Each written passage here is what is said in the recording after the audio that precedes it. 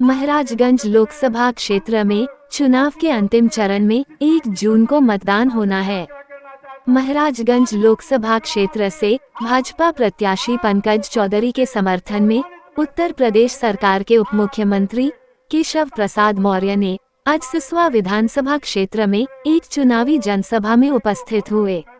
जनसभा को संबोधित करते हुए कांग्रेस, सपा एवं इंडी गठबंधन पर जमकर हमला बोला। उन्होंने कहा कि पूरे विपक्ष की नाव डूब चुकी है और उनका सूरज अस्त हो चुका है। जो सपा कांग्रेस गठबंधन का है उसकी जमानत जब्त हो चुकी है। यहाँ कमल खिल चुका है और बहुत बड़े अंतर से आप यहाँ से आदरणीय पंकज चौधरी जी को विजयी बना करके भेजने वाले हो। सही बात है ये? दोनों हाथ में बताओ, सही है ना? ये 2024 का ऐतिहासिक लोकसभा चुनाव है।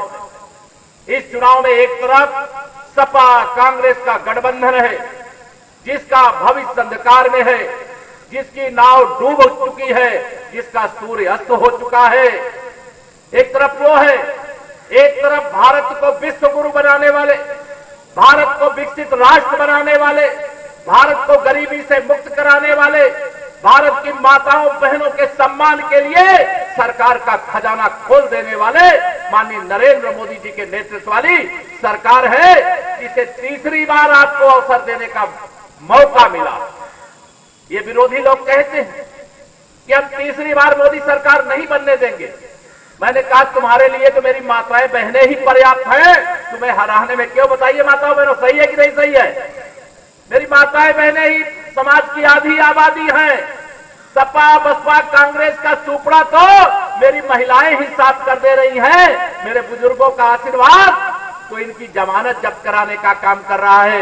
मेरे नौजवानों का साथ वह तो एक ऐसी ताकत बनकर के खड़ा हुआ है कि इनको लग रहा है कि जो हवाई दावे लगातार लोकसभा चुनाव के ऐलान से पहले कर रहे हैं, उनकी हवा जैसे 2014 में आपने निकाल दिया, 2017 में निकाल दिया, 2019 में निकाल दिया, 2022 में निकाल दिया, 2024 में वह हवा निकलने जा रही है। आप विश्वास रखना, 2027 में ये सपा बसपा कांग्रेस खोजने से भी यूपी में और महाराजगंज में नहीं मिलेगी।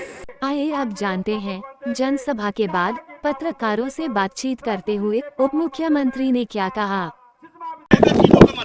महाराजगंज सहित हम उत्तर प्रदेश की सभी 80 लोकसभा सीटें जीत रहे हैं। आज जिन 14 सीटों पे मतदान हो रहा है वहां विपक्षी गठबंधन सपा कांग्रेस के गठबंधन की जमानत जब्त हो रही है। बसपा का वैसे भी खाता खुलने वाला नहीं है। जो नारा शुरू में दिया गया है उत्तर प्रदेश की इस बार 80 की 80, देश में 400 पार, फिर एक बार प्रचंड बहुमत की मोदी सरकार। ये जो विपक्षी गठबंधन इंडी गठबंधन है, ये विशेष तौर से पिछड़ों का, दलितों का, आदिवासियों का दुश्मन है, गरीबों का दुश्मन है, किसानों का दुश्मन है, नौजवानों का दुश्मन है, महिलाओं का दुश्मन है।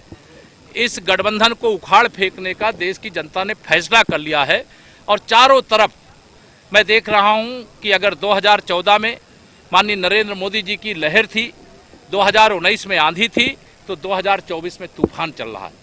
सपा बसपा कांग्रेस अस्त हो चुके सूरज हैं, इनका कोई राजनीतिक भविष्य नहीं है। पश्चिम बंगाल में क्या नरेंद्र मोदी के 28 मई को रैली से पहले ही ममता बनर्जी ने वहां धारा 144 लगा दिया है। देखिए, वो धारा 144 लगावे चाहे 288 लगावे, इस बार पश्चिम बंगाल से टीएमसी जा रही है।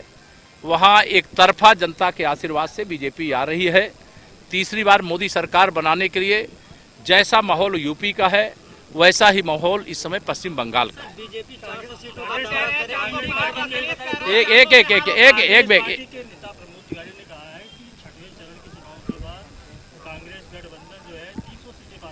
ये जब 2022 का विधानसभा चुनाव हो रहा था तब ये सरकार बना रहे थे। 2 विधायक जीते, एक प्रमोद तिवारी जी की बेटी जीती थी, एक आपके ही महाराजगंज के जीते थे। जो 2 सीटों में सिमट करके रह गई कांग्रेस है, जो तीनों दल के लिए मैं कहता हूं सपा बसपा कांग्रेस ये आईसीयू में पड़े हुए हैं। जनता इनको ऑक्सीजन नहीं देना चाहती है। सपा अगर सांपनाथ है, बसपा नागनाथ है, तो कांग्रेस कालिया नाग है। बीजेपी 400 सीटें लाने का दावा है, वहीं पे इंडी गठबंधन साफ करते हैं कि बीजेपी की 200 सीटें भी नहीं है। देखिए, इंडी गठबंधन का भविष्य वाणी मैं पहले भी देखा हूँ, आपने भी देखा। हमने 272 प्लस कहा था तो 283 जीते थे, 300 पार कहा था तो 303 जीते थे। अगर आज 400 पार का दावा कर रहे हैं तो आप ध्यान रखना 4 जून को 4 बजे 400 पार, फिर एक बार प्रचंड बहुमत की मोदी सरकार। मुस्लिम आरक्षण की बात कर रही है। देखिए, इस देश के अंदर धर्म के आधार पर आरक्षण की बात करना संविधान का अपमान करना है, बाबा साहब का अपमान करना है। माननीय नरेंद्र मोदी जी ने स्पष्ट कह दिया है कि मोदी जी के जिंदा रहते कोई ओबीसी का, एससी का, एसटी का अधिकार नहीं छीन सकता है। और जिन लोगों ने इस प्रकार का अपराध किया है, पाप किया है, अभी कलकत्ता हाई कोर्ट ने एक बड़ा फैसला दिया, हम उसका स्वागत करते हैं। अभी कर्नाटक में भी यही होने वाला है। जो गरीबों के अधिकार पर डाका डालेगा, पिछड़ों के अधिकार पर, दलितों के अधिकार पर, आदिवासियों के अधिकार पर डाका डालेगा, उसकी सजा देश की जनता उनको देगी। धन्यवाद।